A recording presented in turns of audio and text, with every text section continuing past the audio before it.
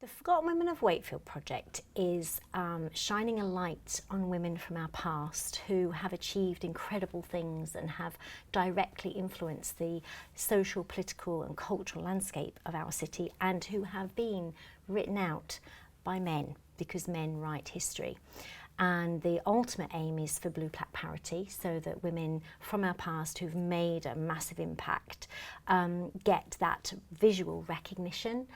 But it's a lot deeper than that. It's actually about supporting the women's voice, supporting women's mental and emotional well-being, and we work in a really holistic way. So it's about upskilling, connecting with other organisations and voices, and giving a strong platform to women from our past so that women in our present can be inspired.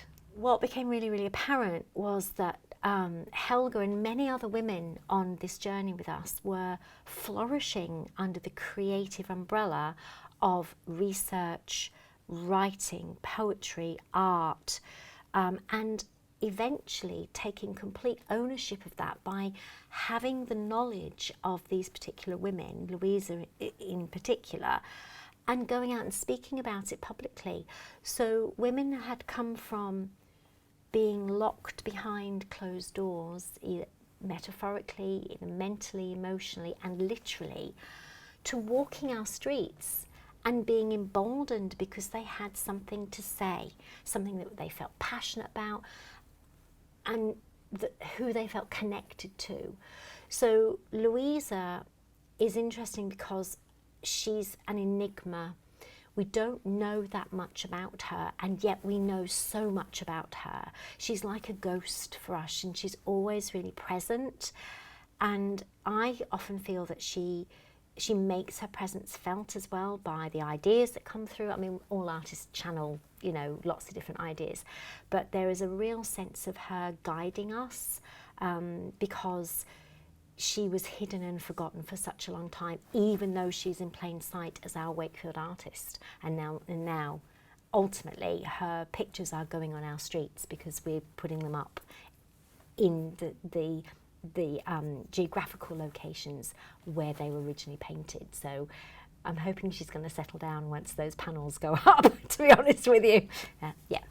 Before I got involved with the project, basically I didn't want to get out of bed on a morning.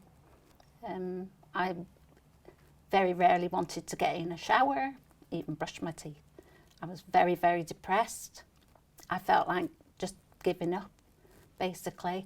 But through the help of my family and their encouragement and the determination to work my way out of it using painting, any form of creativity, crochet,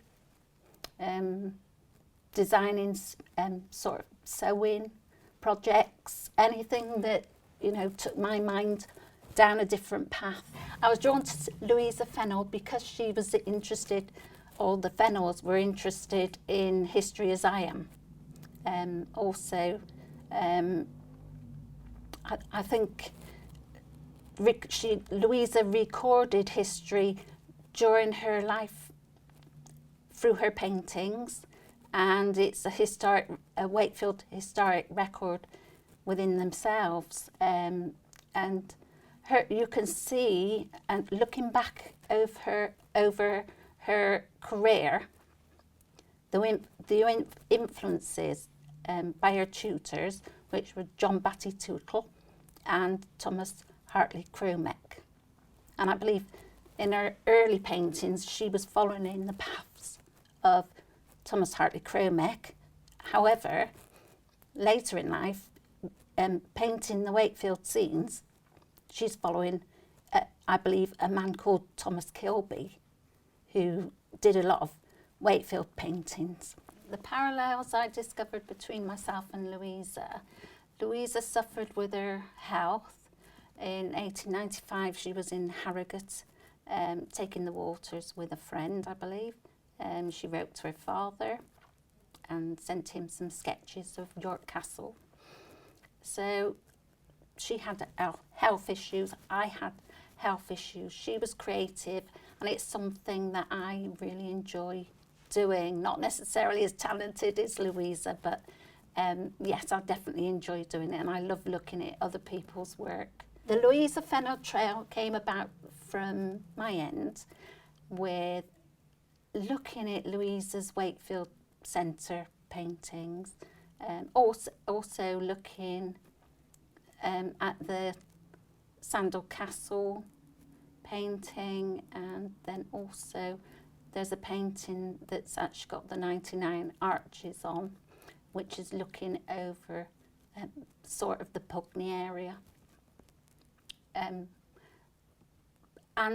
the more I looked at them, the more I realised she's actually recording the changes. She's noticed all the changes in where she lived on Westgate, and probably with the encouragement of her father, decided to record that slice of history. I feel it's absolutely wonderful that all this research is going to now become part of Wakefield, and I think it's a heritage she's left and that we should celebrate. I feel we need to put pressure on for other women not to be forgotten, because it's so easy to take a step backwards, and we need to keep pushing forwards and make people realise the women from the past are also influencing the women from the women in the future, and everybody needs to concentrate on the talents that the women from the past had and take on board. And there's a saying that Sarah says, you cannot be what you cannot see, and I love that.